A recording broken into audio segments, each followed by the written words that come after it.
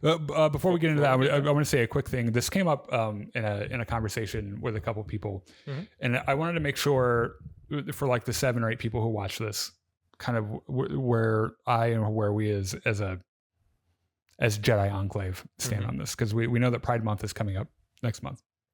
I'm going to say out of the bat, being a proud gay man, I support wholeheartedly the efforts of that. But you will not see Pride memorabilia on our page.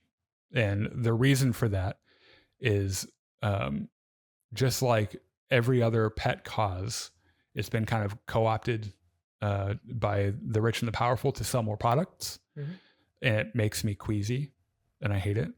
And I don't want there to be even a chance that someone would mistake one or both of us trying to exploit that very, very important thing to get extra views or to get a bigger audience. And I know people who have the opposite stance of that, like our friend Connor at the Star Wars Hub.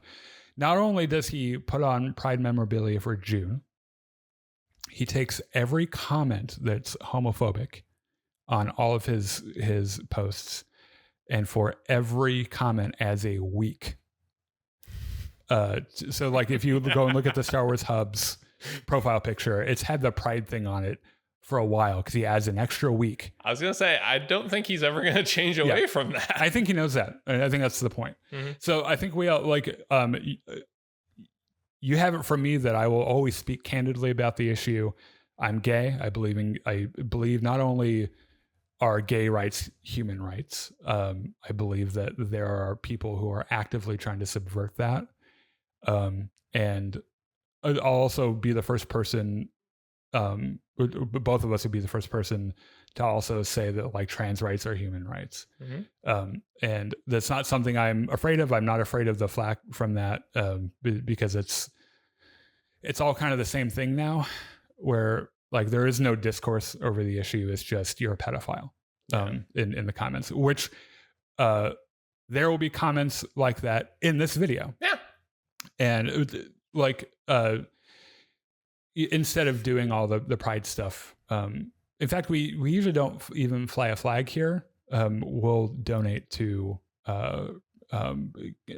gay causes, specifically to help gay youth, people, kids who are kicked out of their houses for being gay or trans, or queer in some way.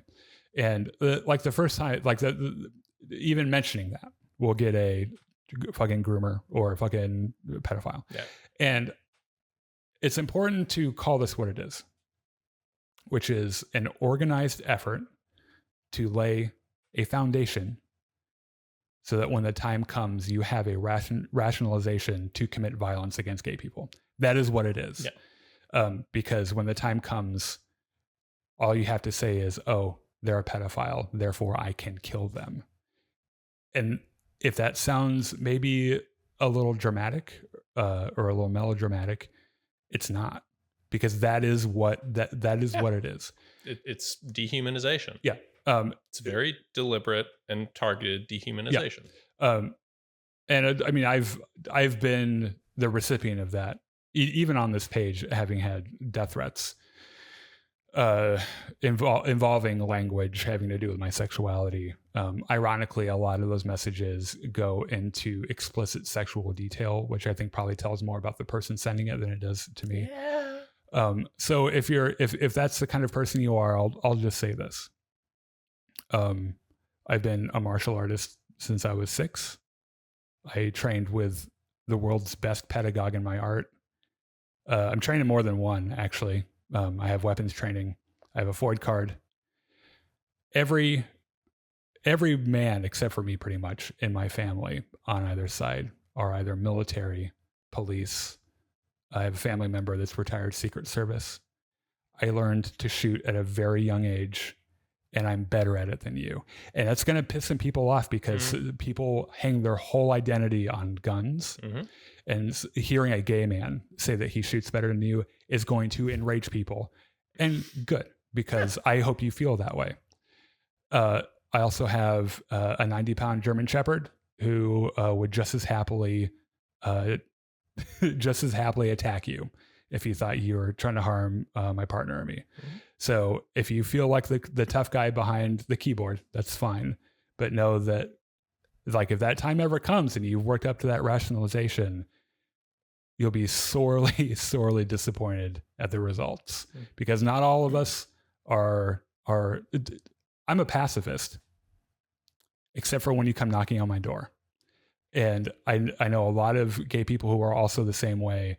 We're not, a lot of us, a lot more than you believe, a lot of us own guns because we know, we read the room a while ago, and we understand what's being done, and we understand the purpose of all of this hate speech, which is to make it easier to kill gay people in the future. So, and if you're the kind of person who is just as happy to celebrate gay pride, thank you so much. Like, it means a lot. There's a reason that we celebrate this, and it's because it's important to remember what we're currently doing to gay people, and in the past, a lot of the terrible shit we did as well. Mm-hmm. So I just have two things to add to this sure. real quick. Number one, fandom, Star Wars, whatever fandom you're into, belongs to everybody, regardless of your sexual orientation, your sexual identity, your race, your religion, whatever. Mm-hmm. You are always welcome here with us. Yeah. Like, we won't chase you away unless you're an intolerant bigot. Yeah. In which case we chase pretty fast. Yeah. Yeah. But as long as you're not one of the worst people in the world, you're welcome here. Yeah. We're actually we're pretty easy to get along with. Yeah. Actually, me a little less. I'm told I have a quality. I'm told I'm dry, but you get what we're saying. I felt like it needed to be said. It's probably the only thing other than when it's mentioned organically that I'll probably mention it, because my partner and I decided to celebrate in a different way. Mm-hmm. So number two. Oh yeah. This is arguably more important. The first Pride was a riot. Look up Stonewall. You'll be glad you did. Yeah, it's the whole reason we do the whole gay pride thing. Mm-hmm.